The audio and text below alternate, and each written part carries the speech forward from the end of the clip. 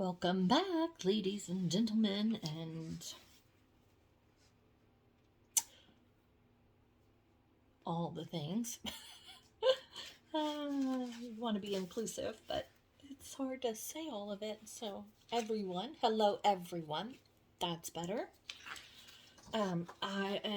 This video is going to be about. This is a part of the frugality series, and which goes hand in hand with budgeting and things like that. So I like to talk about all of it. I'm just trying to keep myself accountable. I'm trying to make this work for me, and sharing my journey with you will help get me on the straight and narrow, hopefully.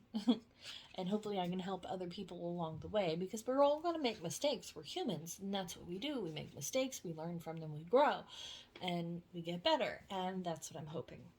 So, it's payday week. We got paid. My husband got paid this morning, so I cash stuffed, paid the bills.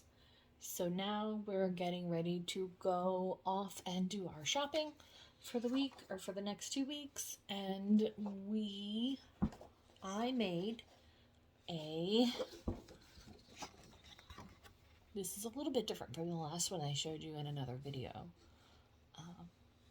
But I think this one works better. This is 2 weeks.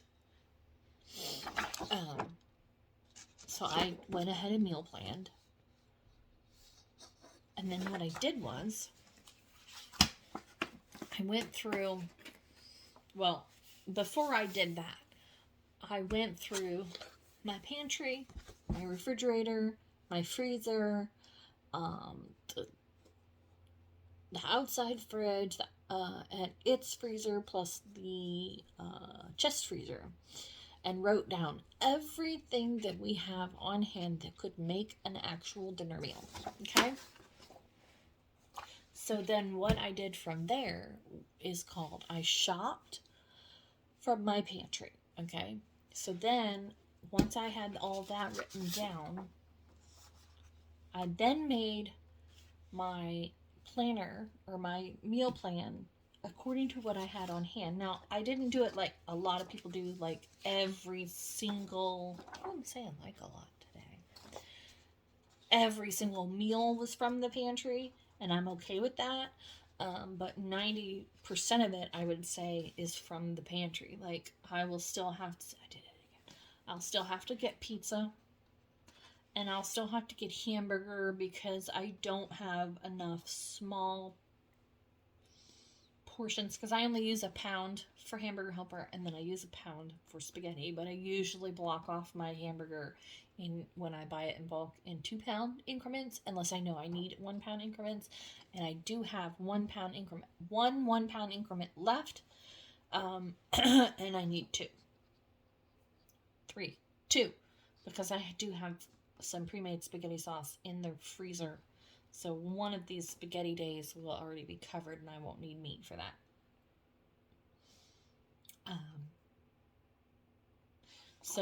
And then I just marked everything off that I used, so I knew what was left. And I could still make a bunch of meals from what's left, what's not marked off, and so on and so forth. So next time we go to the grocery, I will do the same thing.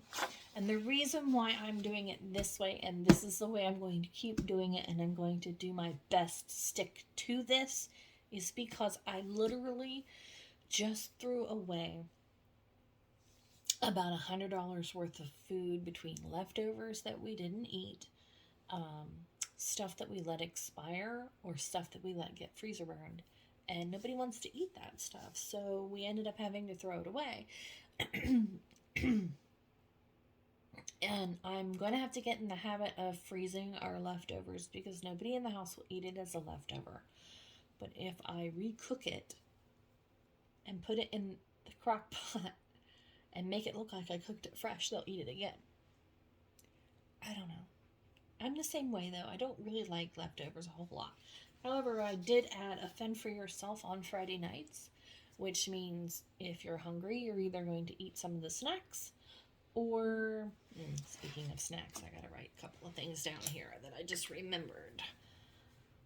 Pizza rolls. I have to have, I've got a teenager, a 19-year-old, and an 8-year-old, and I have to have snacks because when they come home from school, they're starving and they like to throw things in the air fryer and eat a big snack. And then they eat big dinners. And yeah, having boys, you go through a lot of food. So pizza rolls and then bagel bites are two things I remember that we are out of. So I want to replace those because those are some favorites. We have chicken nuggies, so they're okay. But these are the two that they like the best.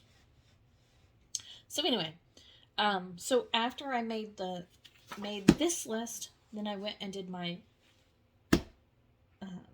menu plan. And then I wrote down the things that I don't have on this list from the menu plan onto my shopping list. And this is also snacks that they like to eat, lunch stuff that they need for lunch, and some things that we use on a daily basis that we are out of. So this is our grocery list. This is all we are going to buy. This,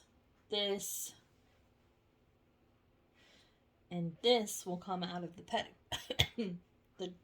pets folder, or pets cash envelope, because they pay for their own stuff.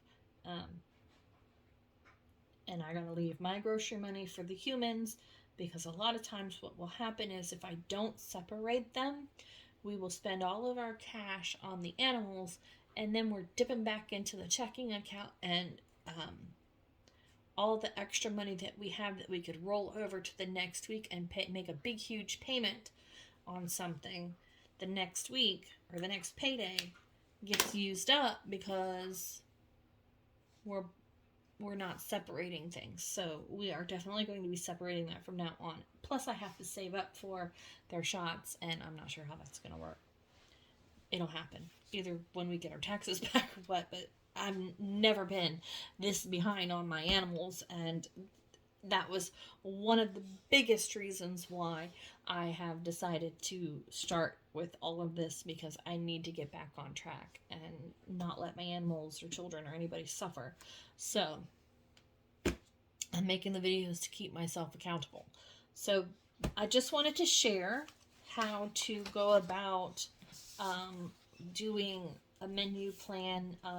This is the best way to be frugal. Now, granted, you don't have a big, huge backstock of food when you do it this way. So if you're worried about an apocalypse or another shutdown or something like that, then most certainly buy one or two extra items. Like, I'm still going to buy hamburger. That is the biggest one that we like to eat all the time, is hamburger. So I'm still going to buy some hamburger, a large package of hamburger, and then I'll split it up. That way we know we always have hamburger. And once I get all of the old food out, I will probably bulk up some things that I know we will actually go through. Like, I buy these fancy potato casseroles and chicken helper and things like that, and then we never end up eating them. So I'm not going to be purchasing that kind of stuff anymore. But things like mac and cheese, hamburger, chicken, and things like that that I know we will eventually eat, it's okay to buy. Like soup and like the SpaghettiOs and things like that, they will eventually eat them. And the expiration date's way out on canned food, so that's okay. But I threw away about $100 worth of stuff or more this last week because of the fact that we just had bought too much stuff or bought stuff that we didn't like, and I'm just done buying the stuff that we don't like because I'm sick and tired of wasting. And plus, with leftovers, I'm going to have to get in the habit of throwing it back in the freezer when we are done, because nobody is really going to eat them. So after like Friday, fend for yourself. If nobody's eaten it, it has to go in the freezer for another meal. and I tell you, started doing that when I first quit my job. I started doing that. I started making crock pot meals, and I was putting everything in the freezer that was left over. And I had about 2 weeks worth of meals put in my freezer. And I would still have those right now, but then my daughter got in a car accident and I gave those all to her. And it has been a blessing for her to have those meals because they haven't had any money in 3 months, almost. 2 months. Sorry, 2 months. And they finally got some emergency food stamps, which is perfectly fine. That's the proper way to use them, is when you actually need them. Not trying to down anybody, but I firmly believe in only using something if you need it and not for long term. I can't say I've never, but we have not, my husband and I have not been on any assistance. And if I keep going the way that I was going, we would be headed that way. We'd be homeless and on assistance, and it's not the end of the world to be on assistance, and I'm not downing anybody. I'm not throwing shade at anybody. There are tons of people that really do actually need it, and that is perfectly okay. I am not downing it. But for me, that's not a place I want to be. Nobody, I'm sure, wants to be in that situation.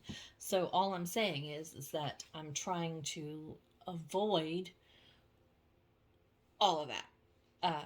So yeah, that's where we were headed. We were headed towards a really bad place, and we're just trying to get out of it. So frugality wise, menu planning, shopping from your own stock saves you money in the long run, because then you're not throwing food away and you're not buying all this extra junk that you don't really need.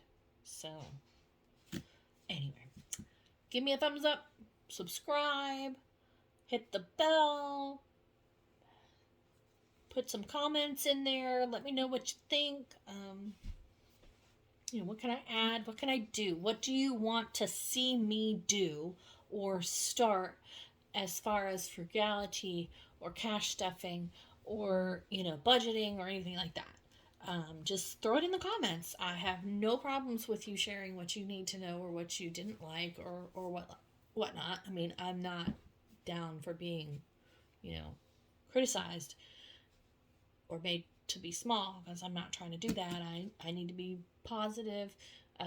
Constructive criticism is fine, but if you're being ugly, we don't want it. So, not that I've had any of that, but this day and age. But anyway, I've had a frog in my throat this whole time. Anyway, I just wanted to share that. So make sure that you check all of my shops and things like that. I'm still working on bulking up my Etsy shop.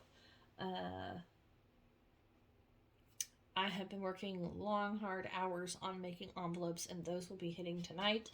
I promised them last week, but I just couldn't get to it because I was trying to make several, and they are time consuming. I am telling you,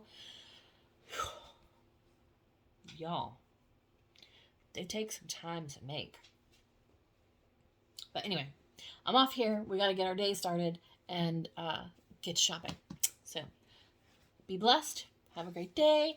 Thanks for joining Hustling with Joanna, and I hope to see you next time. Bye.